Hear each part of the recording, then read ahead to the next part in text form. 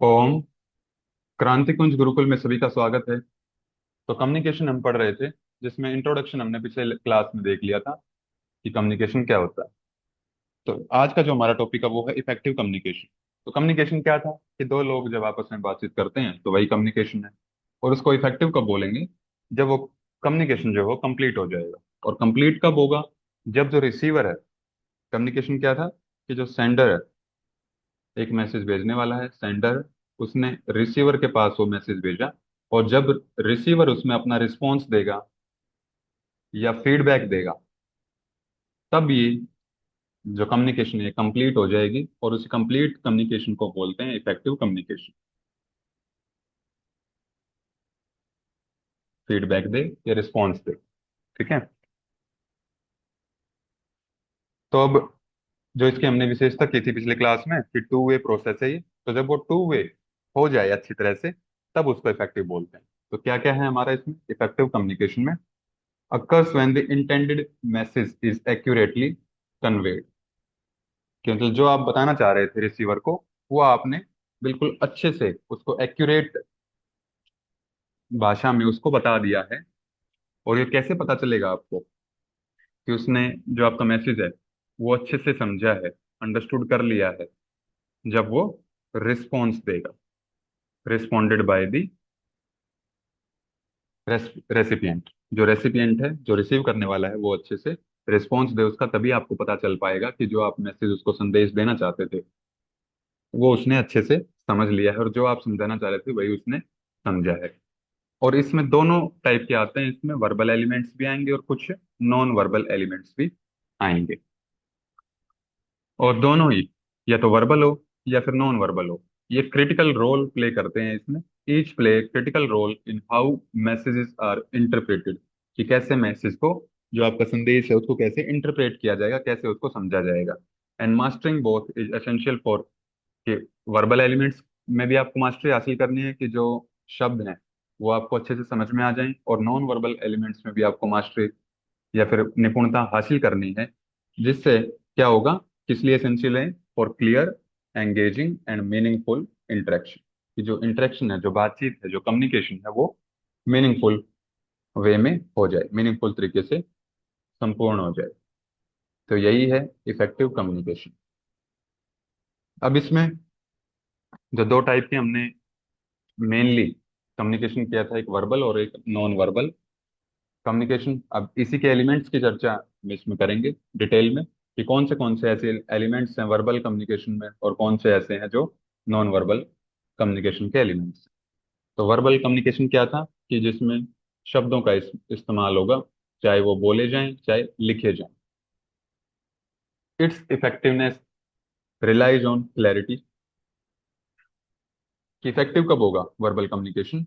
जब क्लियर हो, जो आप बोलना चाह रहे हैं वो उच्चारण एक प्रॉपर वे में बोला जाए, और लिखा भी है तो एक अच्छी हैंड राइटिंग में उसको लिखा जाए, ताकि जो पढ़ने वाला है, जो रिसीवर है, वो उसको क्लियरली समझ सके कि आपने लिखा क्या है। अप्रोप्रिएट हो, ऐसा ना हो कि कुछ भी अनाप शनाप उसमें लिख दिया गया है, या फिर डिलीवरी ऑफ लैंग्वेज। इन तीनों पे ये डिपेंड करता है कि जो भाषा है समझने वाले की, उसी भाषा में आप उस मैसेज को लिखें या बोलें। एलिमेंट्स क्या क्या आते हैं, की एलिमेंट्स जो इफेक्टिव वर्बल कम्युनिकेशन होगा उसमें? तो पहले तो क्लैरिटी है, कि क्लियर होना चाहिए जो भी आप मैसेज बोलें या लिखें। स्पीक और राइट क्लियरली। अवॉइड जैरगन, यानी कि, या फिर ओवरली कॉम्प्लेक्स लैंग्वेज। जैरगन होता है कि जैसे आप एक कॉम्प्लेक्स उसको बना दें, जो भी आपने संदेश दिया है शब्दों का एक जाल बना दें, या फिर कुछ उसमें फ्रेजेस यूज करें, मुहावरे यूज करें, तो जिससे जो कम्युनिकेशन है वो इफेक्टिव ना रहे। क्योंकि हो सकता है कि जो मुहावरा आप बोलोगे उस कम्युनिकेशन में, वो सामने वाले ने सुना ना हो, तो उसका मतलब वो निकाल नहीं पाएगा। तो अवॉइड करना है इनको। The message should be direct and easy to comprehend, कि मैसेज डायरेक्ट होना चाहिए, जो आपको बोलना है वो सीधे सीधे शब्दों में बोलिए, घुमा फिरा के जैरगन उसमें यूज नहीं करना है, और जिससे कि वो आसानी से समझ पाए। दूसरा है टोन, जो आपकी बोलने की टोन है वो फ्रेंडली होनी चाहिए, रिस्पेक्टफुल होनी चाहिए। ऐसा ना हो कि आप किसी को धमका रहे हैं या फिर तेज आवाज में बोल के कुछ समझाना चाह रहे हैं तो वो नहीं समझेगा। The emotional quality of speech affects how the message is received, अब आप किसी को फ्रेंडली होके या फिर आदर से कुछ काम बोलेंगे तो वो मना नहीं कर पाएगा, लेकिन उसी को आप थोड़ा सा ईगो में आके और तेज आवाज में उसको बोलना चाहेंगे तो वो उसके इमोशनल जो एस्पेक्ट है उसको हैम्पर करता है, और हो सकता है वो आपका काम भी ना करे। Tone should match the context, जिस संदर्भ में आप बात करना चाह रहे हैं, तो जिस संदर्भ में वो मैसेज है, तो उसी की अनुसार आपकी टोन होनी चाहिए। पेसिंग, ऐसा ना हो कि बहुत फास्ट आप बोल रहे हैं या फिर बहुत स्लो बोल रहे हैं कि बोर ही हो जाए आदमी सुनता सुनता। ठीक है, तो पेस उसमें मेंटेन रखना बहुत जरूरी है। तो ये हिंदी में है, जिसको हिंदी में हो अपना इसको वीडियो को पॉज करके अपना देख लेना एक बार।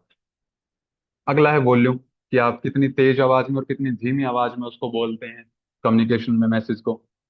तो volume should be appropriate to the setting and audience, audience के हिसाब से और जो भी सेटिंग्स हैं जिसमें कम्युनिकेशन प्रोसेस चल रहा है, तो उसके अनुसार वॉल्यूम होनी चाहिए। आर्टिकुलेशन, जो आपकी बातचीत है उसको प्रॉपर एक मैनर में आपको अरेंज करना है, कि जो आपको पहले चीज बोलनी है वो पहले अरेंज करो, फिर उसके बाद अगले आने वाली चीज उसके बाद, फिर तीसरी लाइन, फिर अगली।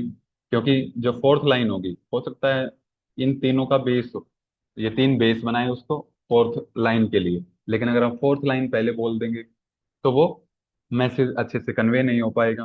तो इसलिए जो सीक्वेंस है प्रॉपर एक आर्टिकुलेट करना है अपने मैसेज को, कि जिससे आराम से वो मैसेज समझा जाए। एक्टिव लिसनिंग, अब इसमें सबसे ज्यादा जरूरी क्या है किसी को संदेश पहुंचाने में, कि जिसको आप संदेश दे रहे हैं यानी कि जो रिसीवर है वो आपकी एक्टिवली अटेंशन देके उस बात को सुने, तभी आपका जो मैसेज है वो अच्छे से उसको समझ में आएगा और तभी वो रिस्पॉन्स दे पाएगा। तो ये बहुत ही इंपॉर्टेंट एस्पेक्ट है इसमें, active listening. Communication is not just about speaking, ये केवल बोलना नहीं है communication. Effective verbal communication also involves listening attentively and responding appropriately. ठीक है, जब अटेंटिव होकर सुनेगा वो तभी रिस्पॉन्स दे पाएगा उसी के संदर्भ में जो जिस संदर्भ में वो मैसेज दिया गया है। फिर कंसाइजनेस, यानी कि जो मैसेज है वो कंसाइज होना चाहिए। ऐसा नहीं हो कि आपने ओवरलोड कर दिया उस मैसेज को, बहुत सारी बातें उसमें डाल दी गई हैं। तो टू द पॉइंट होना चाहिए, डायरेक्ट मैसेज होना चाहिए, ओवरलोडिंग मैसेज की नहीं होनी चाहिए। ठीक है, कीप इट फोकस्ड, फोकस्ड रहे वो, जो आपने बात बोलनी है वो टू द पॉइंट वो बात खत्म कीजिए बोल के। Feedback, feedback two way communication में बहुत ज़्यादा जरूरी है, और तभी फीडबैक नहीं होगा तो टू वे कम्युनिकेशन वो नहीं होगा।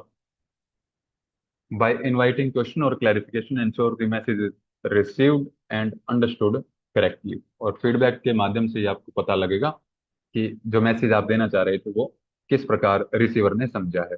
यूज पॉजिटिव लैंग्वेज, कुछ इसमें नेगेटिव वर्ड्स ना हो, कुछ इसमें हिंसात्मक शब्दों का प्रयोग ना किया जाए, एक पॉजिटिव लैंग्वेज का आपने उसमें प्रयोग करना है। अगला आता है फिर आस्क क्वेश्चंस। आपको उसमें क्वेश्चन पूछने हैं, मतलब जो भी रिस्पॉन्स देगा वो, तो उसमें क्वेश्चन भी पुट करने हैं। जो फीडबैक में क्वेश्चन भी हो सकते हैं वो, ठीक है, और उसका रिप्लाई भी हो सकता है कि आपने ये संदेश जो है बहुत अच्छे तरीके से बताया है, और इसके विपरीत उसमें उसके सवाल भी उठ सकते हैं जो भी आप संदेश दोगे, कि ये चीज़ कैसे हुई, कब हुई, क्यों हुई।